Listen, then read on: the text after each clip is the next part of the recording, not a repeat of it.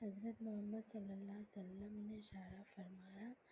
انہوں نے عرض کیا، میں اللہ کی تقدیر اور اس کے رسول کی تصدیق کرتا ہوں، راضی ہوں۔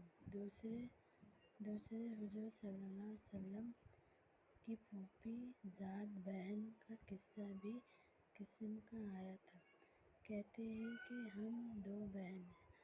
حضور صلی اللہ علیہ وسلم کی بیٹی فاطمہ، تینوں حضور صلی اللہ علیہ وسلم کی خدمت میں ظاہر ہوئیں۔ آپ اپنی مشاہد تفیت ذکر کر رہے تھے۔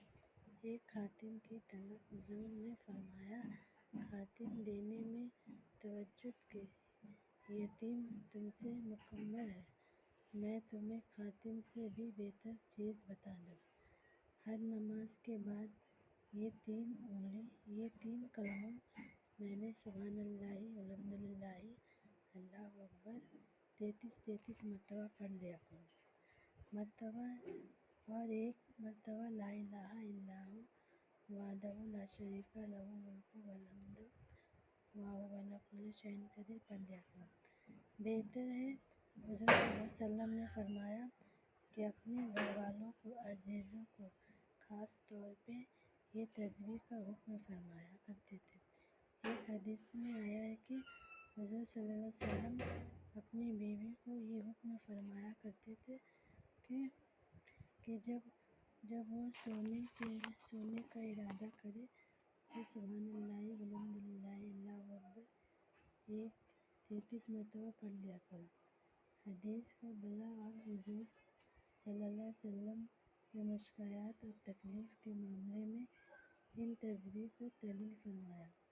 ظاہر وجہ سے ظاہر مسلمان کے لیے دنیا کی مشقت اور تکلیف بیکل نہیں ہے، ان کو ہر وقت آخرت اور مرنے کے بعد راحت، آرام، فکر ضرور ہے۔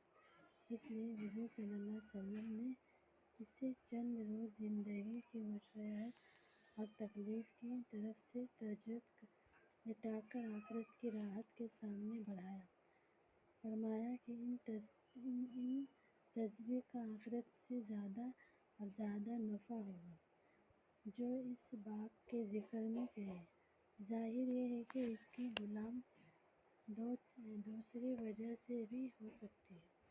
اس تسبیح کو حق تعالی شان جہاں دینے موافق مصیبت بچا دینے کے موافق رکھے۔ اللہ کے پاک کلام میں، اس کے رسول پاک کلام میں بہت سی چیزیں ایسے ہیں جن میں آخرت کے ساتھ دنیا